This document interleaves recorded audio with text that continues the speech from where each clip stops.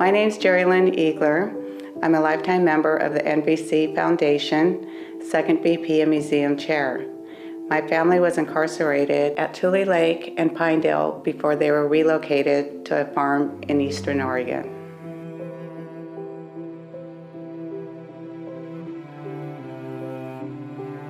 The present NVC Memorial Hall was first constructed in 1938 by the Seattle branch of the Kindle Hall, a North American fencing company. According to its president, Henry Okuda, an Nisei, who had resided in the United States since 1893, they wanted to build a large building for the young people to be used for basketball, and also a hall for social meetings and fencing, also known as the Kindle Hall. The last pre-war Kindle tournament took place in this hall on May 4, 1941. During World War II, this hall was boarded up and used for storing furniture and possessions of the Japanese Americans removed from Seattle. After the war, archive documents show that this building was occupied by Better-Built Furniture Manufacturing upholstery business, and they used it for cleaning furniture and rugs. In 1951, as a gesture of appreciation to the service and sacrifices of the Nisei soldiers during World War II, the building's deed was transferred by the Kindle Hall to the NVC for $1,000.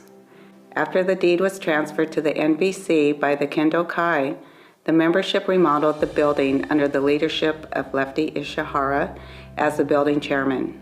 A more dramatic remodel took place in 2007, and the completely updated NVC Hall was rededicated in March 2008. The NVC Hall has served as a Japanese American community center since 1938. It has always been thought to be a living museum with personal stories, displays honoring the World War II Nisei veterans, and experience the history of the Japanese American incarceration. In the entrance hall, the NVC honors the KIAs, not only from the local Seattle area, but also the KIAs from the Spanish-American War, World War II, Korean War, Vietnam War, and the conflict in Grenada. The KIA from World War II are very special because they volunteered from camp to serve for their country. The NVC also holds dances, bazaars, chow-mein dinners for fundraising, holiday parties for kids, which have become annual events for the NVC to this day.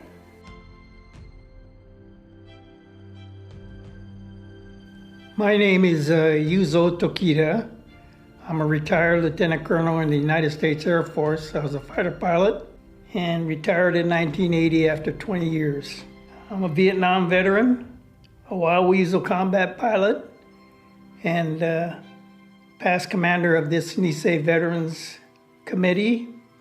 And I was incarcerated with my family in 1942 into Meadow.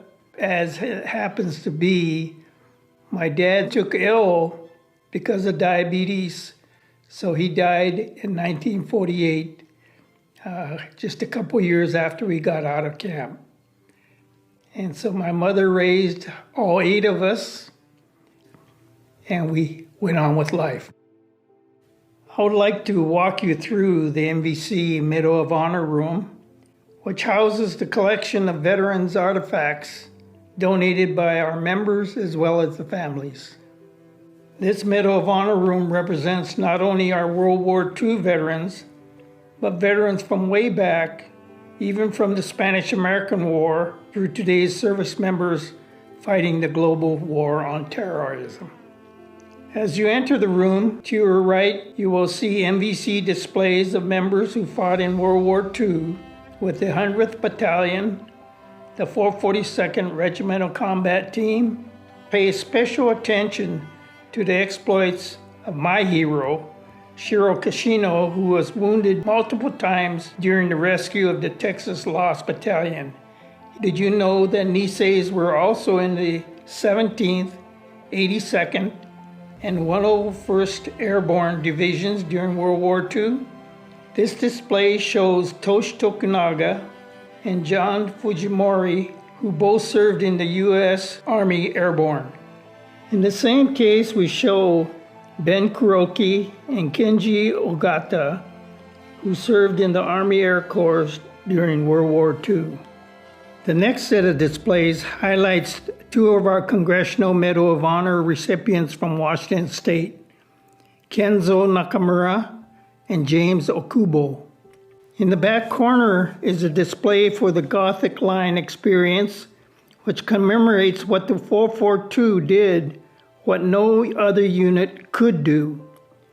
In less than a day, the 442nd broke through the German defenses along their assigned area on top of the Apennine Mountains. They went under the cover of darkness, where the men of the 442 climbed the almost vertical mountain in silence and were instructed not to call out if they had fallen, and several did.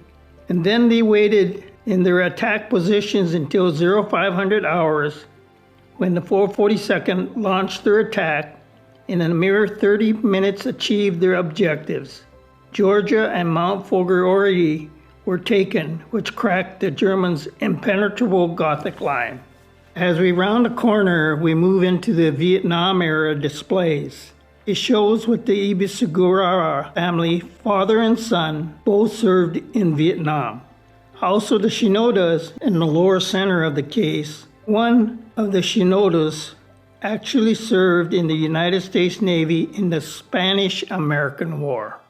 Across from the Vietnam War display is a display of Special 4th Class Mark Yamani, a U.S. Army Ranger in the Operation Urgent Fury, the invasion of Grenada in October 1983.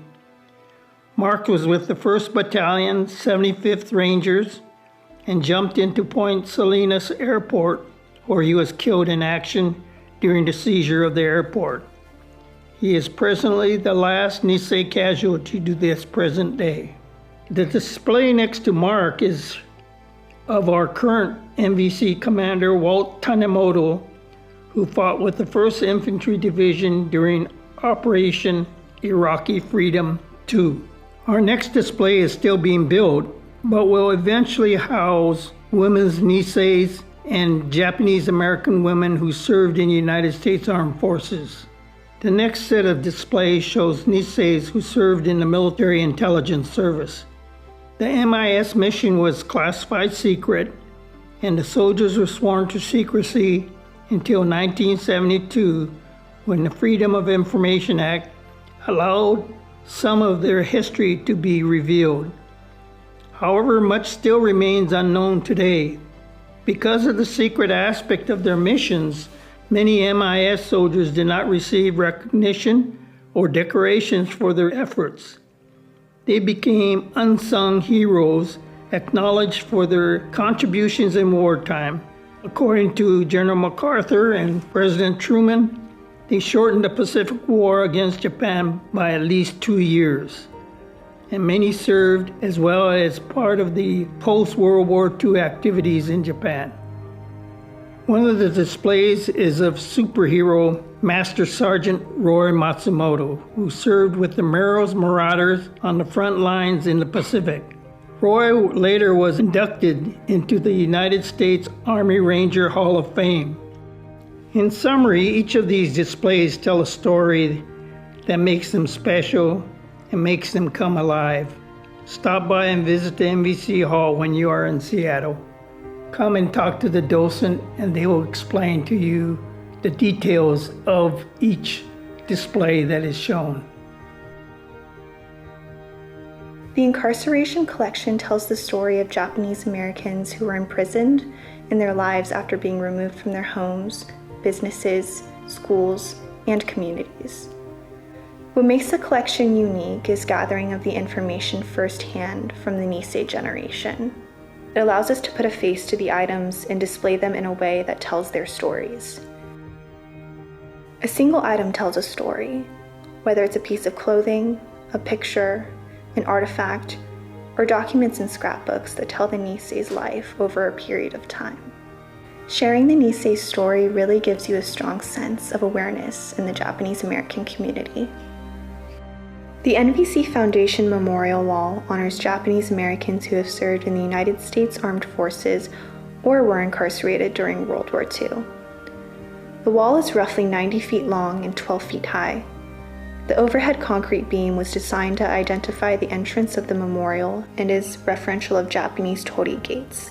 The goal is to provide a backdrop showing the individuals who served in the U.S. Armed Forces and families in prison during World War II. The memorial is made of concrete and clad with black absolute granite tiles with engraved names. The wall was designed to have a strong, refined presence without being ostentatious and in keeping with Japanese culture. 5 Japanese maple trees are positioned between the wall and the parking lot to provide a psychological and visual buffer and a place for contemplation. 2/3 of the brick honor incarcerees, and there is representation from all 10 camps and 8 prisons. The Veterans section has bricks honoring veterans who served in the Spanish-American War, World War I, World War II, Korea, Vietnam, the Cold War, Grenada, the Gulf War, Afghanistan, and Iraq. All 5 services are represented: Army, Marines, Navy, Air Force, and Coast Guard. There are 67 bricks honoring veterans who were killed in action, and 11 bricks honoring men and women who are currently on active duty. This is representative of less than 10% of the U.S. population who served our country. The memorial is not just for Japanese Americans, but for all Americans of all ancestries, and serves as a reminder that we should never question the loyalty of a particular group without first looking at the legacy left by Japanese Americans.